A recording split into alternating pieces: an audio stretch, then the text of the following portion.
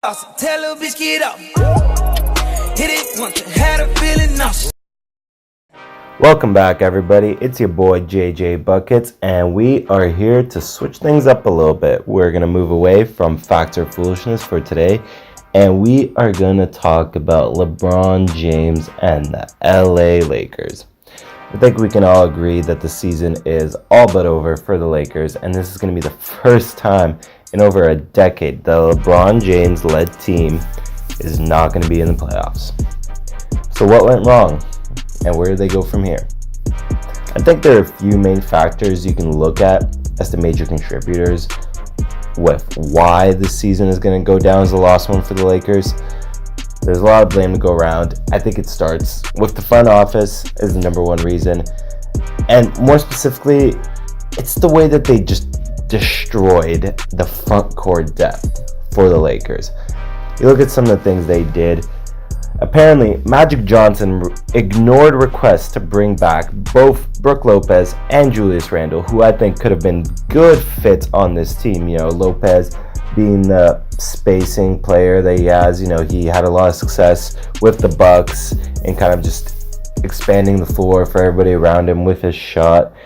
And on top of that, you know, just being a good shot blocker and everything, he would have been a good fit beside LeBron. I think it's hard to look around the NBA and find many other centers. Well, you can most certainly do it, but it'd be hard to find many other centers that would have been as nice and seamless of a fit as Lopez would have been here. And even Julius Randle, he would have been a nice fit in terms of just having the extra front court depth, being a great energy guy, being a great defensive player, you know, even running their offense when LeBron is off the court, and just even playing a good small ball five. I think Randle could have fit in nicely there. On top of that, you know, even letting a guy like Thomas Bryant go, you know, he had a pretty decent season with the Wizards. Once Dwight Howard went down, he had to slot into that starting spot. He would have been an upgrade over some of the things they ended up being left with, like the corpse of Tyson Chandler, or, you know, the JaVale McGee that regressed from his impressive form at the start of the season back to a guy that didn't know how to defend the pick and roll properly. And on top of that, you know, just giving up Zubac at the deadline made absolutely no sense. They got back Mike Muscala, who has barely been relevant for that team, and Zubac at that point was just by far the best option they had at center, and a nice young piece that could have been groomed and have grown into an even better player.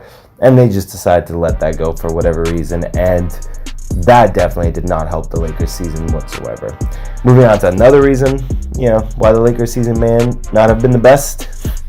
Luke Walton, you know, I don't think he's the coach for this team personally. A lot of people expect him to be fired by the end of the year. You can count me among them. And a lot of people will say, hey, but look, Walton had all this success with the Golden State Warriors. Well, that's cute, because the Golden State Warriors were already a firmly established team with an identity, knowing what they wanted to do, and the fact that Luke Walton could, you know, go in there and have success with the Warriors, I think really just does not say that much about Luke Walton as a coach. I think you'd be hard-pressed to find a lot of guys that couldn't slot in with the Warriors, already established, great team, and, you know, find success with it. I don't think it says really anything about him as a coach that he managed to have success there. I don't think he's necessarily a bad coach. I've seen him run some very poor offensive sets, some very poor rotations. You know, some of those rotations aren't necessarily his fault, you know, with injuries and everything that plagued them this year. You know, he did have to put some units out there that he maybe necessarily wasn't a fan of. But it was stuff like having Ingram as your primary ball handler with Rondo on the court, you know, and just basically rendering Rondo useless, and having a guy like Brandon Ingram, who obviously is a good player, very good player, but maybe doesn't necessarily have the strongest vision of everybody on the court, handle the ball, and look to create his own shot while leaving four guys standing there thinking, what the hell are we going to do while he does that? And it's little decisions like that I think, you know, Luke Walton just is not very good. for this Los Angeles team and the kind of sets he runs and the kind of stuff he tries to accomplish, I don't think he's the guy going forward here. Now, we can't act like injuries didn't have a factor on this season. Losing LeBron for an extended period definitely hurt, and losing Lonzo right after that, didn't make it any easier. Guys like Kuzma popped in and out of the lineup as well. Brandon Ingram's obviously dealing with injuries now towards the end of the season. He probably won't be back. I believe it's been confirmed he actually won't be back. And a fun stat that I actually came across when I was looking at all this was the Lakers, core four of Lonzo, LeBron, Ingram, and Kuzma only shared the court together for 23 games. In those 23 games that they were together, they had success. They were 15-8 with the fourth best net rating out of anybody in the NBA. So it maybe does, give some value to the thought that, hey, this team would have been a lot better had they all been healthy. Unfortunately, life doesn't always work out for you that way, and they weren't all healthy, and they couldn't get over that hump because, maybe at times you just missed Lonzo's defense too much. Maybe at times you just missed LeBron's, leadership on the court too much. Maybe at times you missed having a secondary scorer of Kuzma or Ingram's value as much, and all these things just kind of lumped together and resulted in the season that they had. And of course, if you're looking at reasons the season didn't go well, I think the AD trade saga does have to be talked about. It's the elephant in the room that nobody wants to discuss, but I just think the problem here was it was made too vocal, for the Lakers in their pursuit. They weren't hiding the fact that they wanted AD. AD wasn't hiding the fact that he wanted to go there. And LeBron wasn't hiding the fact that he really wanted to play with AD. And once the trade deadline kind of passed and Anthony Davis was still on the New Orleans Pelicans, it had to have been a really awkward situation in that locker room. Awkward enough to the point that they had players meetings. Obviously, they had meetings with Magic in the front office and all that stuff going on.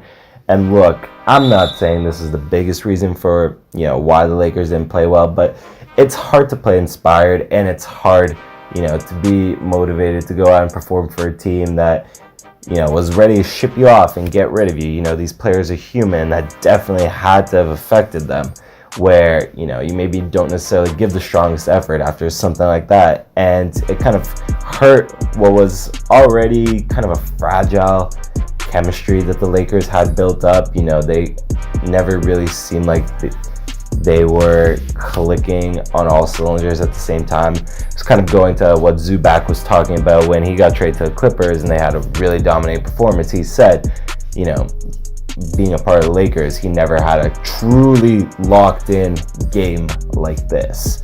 And I think there's a lot of truth to that statement for sure from Zubac. And once this whole AD saga came into effect, it was just it was hard to keep whatever chemistry they had going, and you could see the results on the court for sure. And now the question becomes, where do we go going forward? What do the Lakers do from here with their team? I think it is a bit of an awkward fit because, LeBron James is getting up there in years. I don't think that's a secret to anybody. The guy is aging, albeit he's still aging pretty gracefully. People want to ignore the fact that he actually had a pretty good individual season because the Lakers didn't do well. And, that's not me making excuses for LeBron. He's one of my favorite players, sure. But despite the fact that he had a great individual season, obviously it didn't translate to results on the court for his team.